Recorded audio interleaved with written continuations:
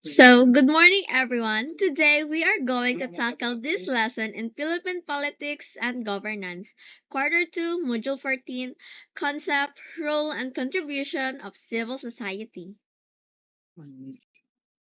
So, objectives. At the end of the module, you should be able to explain concept, role, and contribution of civil society and social movements. Number two, demonstrate activities that relate to the concepts, roles, and contributions of civil society and social movements in the Philippines. And number three, display positive vision on the importance of having strong civil society. So, what defines a civil society? The United Nations refers to the civil society as the third sector of the society, along with government and business. The civil society is considered a social sphere independent from both the state and the market. It comprises of civil society organizations and non-governmental organizations. The term civil society organizations or CSOs refers to the non-state, non-profit, voluntary organizations in the social sphere. Thus, CSOs include a wide array of organizations, networks, associations, groups, and movements that sometimes come together to push for the advancement for their common interest by means of collection actions. World Health Organization, 2015. Non-governmental organizations, on the other hand, are non-profit and voluntary citizenship groups, which are organized on a local, national, or environmental level. They perform service and humanitarian roles, bring citizen concerns to governments, advocate and monitor policies, and encourage participations through information dissemination.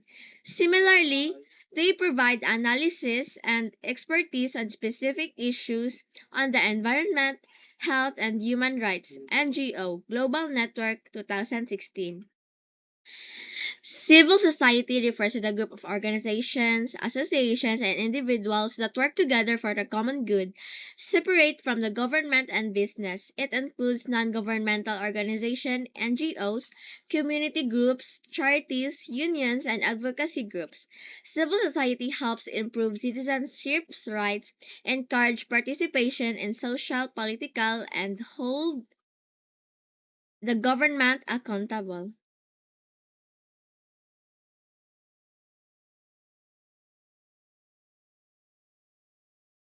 So these are the following are considered key characteristics of successful civil societies. Number one, separated from the state and the market. Number two, formed by people who have common needs, interests, and values. Developed through a fundamentally endogenous process that is not easily controlled from the outside. The civil society can have a positive influence on both the state and the market. The civil society has become increasingly important in the promotion of good governance, effectiveness, and accountability. Gauss Pasha, 2004, highlights the ways by which the civil society can further good governance. So, this is the role of civil society in good governance. Key agent in policy and analysis and advocacy. Number one, regulates and monitors state performance and behavior of policy officials. Builds social capital and enables citizens to identify and articulate their beliefs, values, and ideas. And the last, mobilize particular and development work to improve the well-being of its own and other communities. So, Levent Abolde will continue the topic.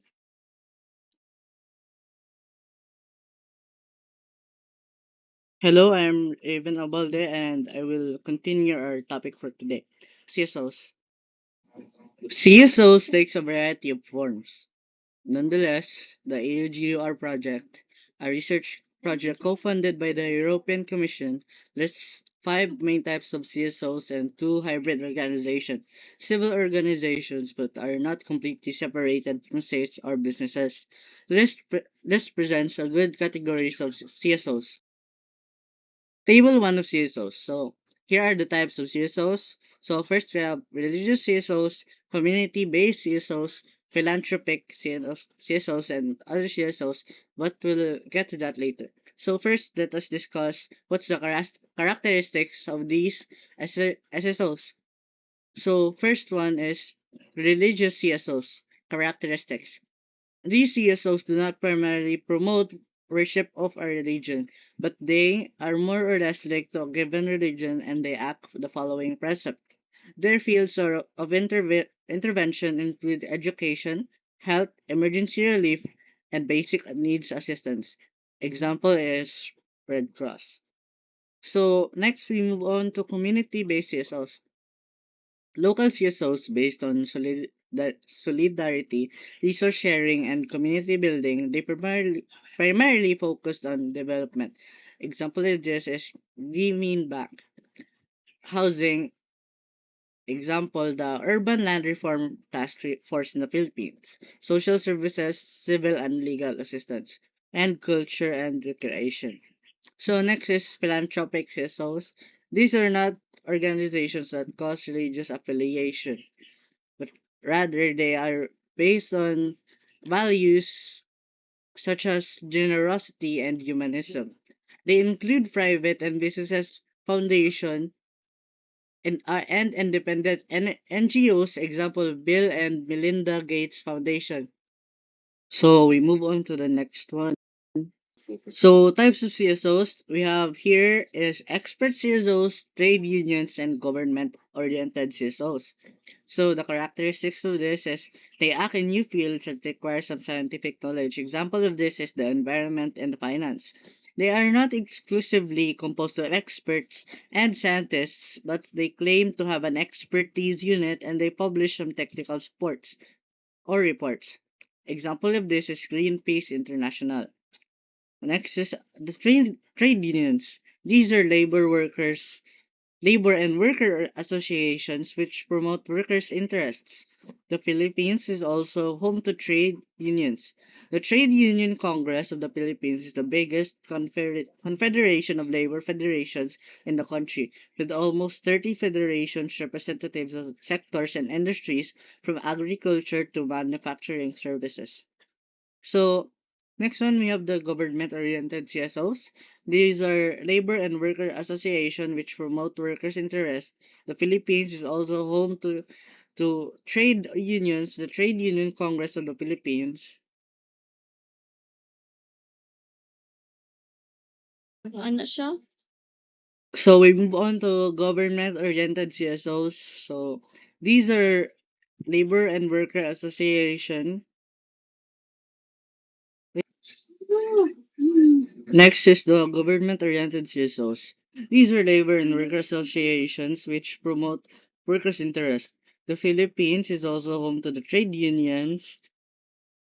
The Trade Union Congress of the Philippines is the biggest confederation of labor federations in the country. Next, we move on to government-oriented CSOs. These are labor and worker associations which promote workers' interests. The Philippines is also home to trade unions. The Trade Union Congress of the Philippines is the biggest confederation of labor federations in the country, with almost 30 federations representing sectors and industries from agriculture to manufacturing services.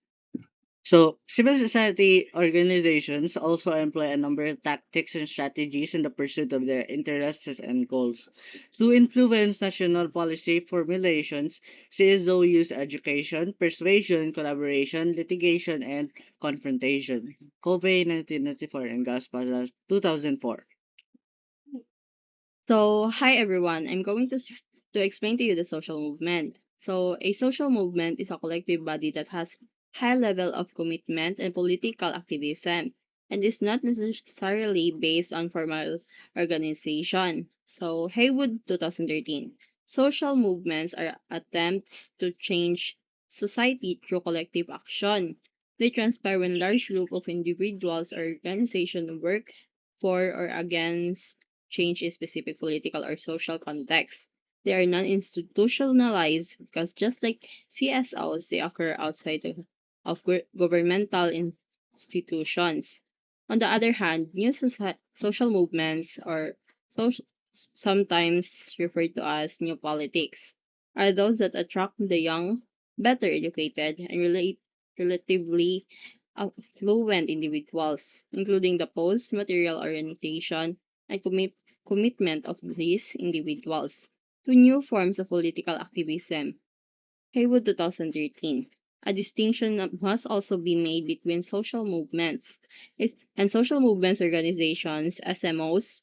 An SMO is an organization that is or has been associated with a social movement and which carries out the tasks necessary for any social movement to survive and be successful. Christiansen. In short, social movements are collective action for change, and youth social movements are modern youth-led activism, and SMOs are organizations that manage, or support movements. Sagittarius will explain the types and stages of social movement. Hello guys, I am Marily Sagittarius and I will discuss to you the types and stages of social movements. Types of social movements. We know that social movements can occur on the local, national, or even global stage. Are there other patterns or classifications that can help us to understand them?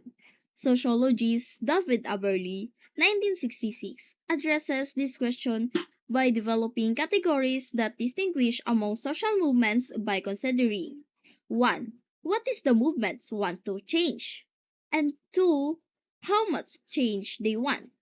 He described four types of social movements including alternative, redemptive, reformative, and even revolutionary social movements. Types and stages of social movements.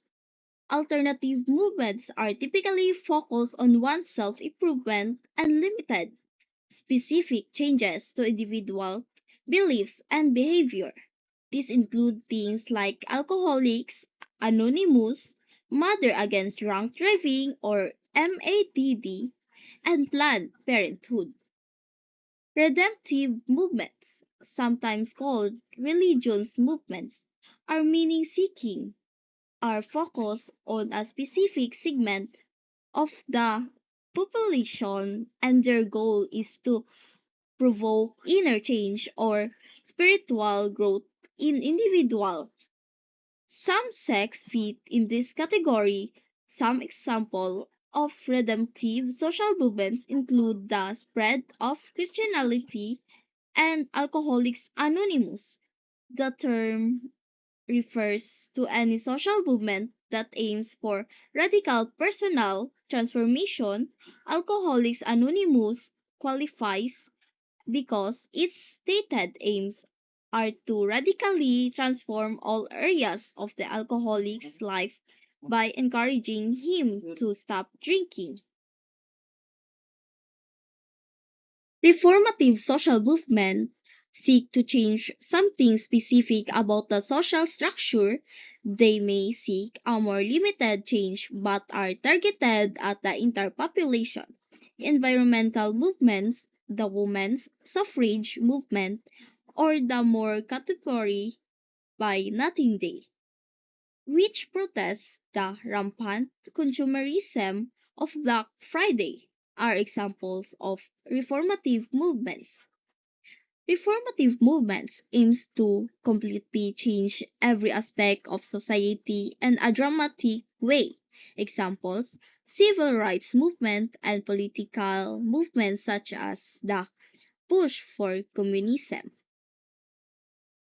Revolutionary movements seek to completely change every aspect of society.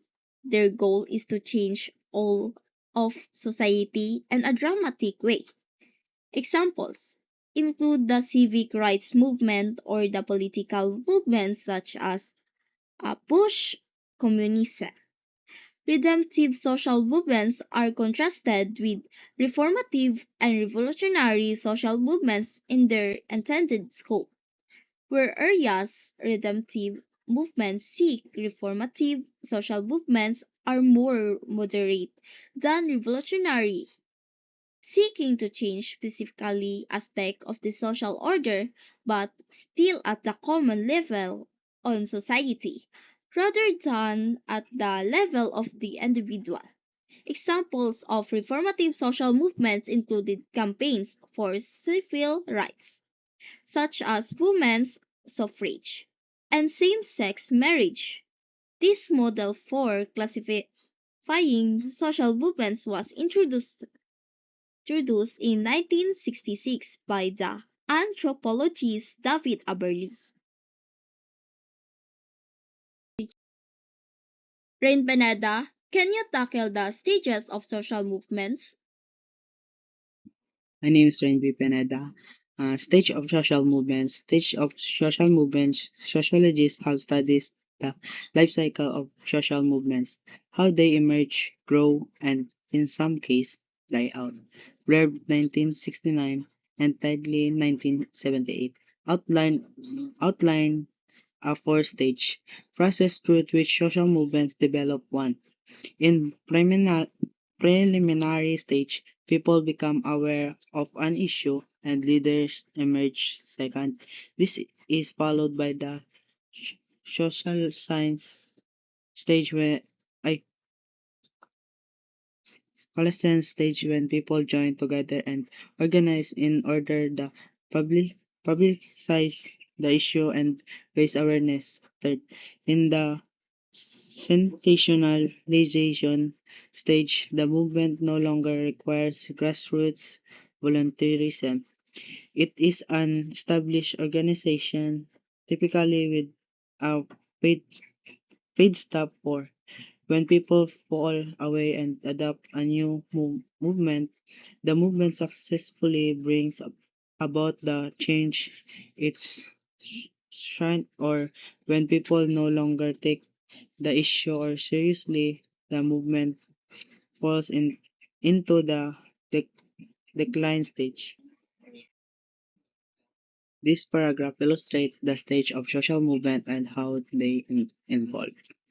First, emerge. This is the initial stage where a social movement begins. There are problem or issue that people recognize and they start organizing to address it. Second is coalesces. In this stage, the movement start to develop a clearly and identity and purpose. People also beginning to gather and form organization to support the movement. Third, bureaucratize. As a social movement grows, it typically become more bureaucratic. This means it develops a more formal structure and processes. Decline. In the final stage, the social movement start to weak- weaken. This can happen because the movement has achieved its goals, because people have lost interest in the issue, or because the movement has become too bureaucratic. The bureaucratized stage can result in success. The movement achieved its goals and has a positive impact on society. Next, failure. Failure. The movement does not achieve its goals and fades fades away. Cooptation. The movement goals are incorporated by mainstream society. Rep- representation. Presentation. The movement is surprised by the government or other power force. Go mainstream. The movement become part of mainstream society. Next, for last, decline. The movement momentum and declines. So at the end of this lesson, we will have a mini activity. So for this, we have task 1, picture analysis. Describe the pictures below. Why do you think people join voluntary organizations or movement? Write your answers in your activity note. So for this, picture 1, Manny Pacquiao leads the distribution of relief goods to residents of a calamity-stricken area in the Philippines. Picture 2, senior citizens and persons with disability affected by the floods are given priority during the recent SM's Operation Tulong Relief Distribution. Picture 3, calls for ERAP's resignation. So you can pause to answer this mini activity. So our activity 2, task 2, examine the following.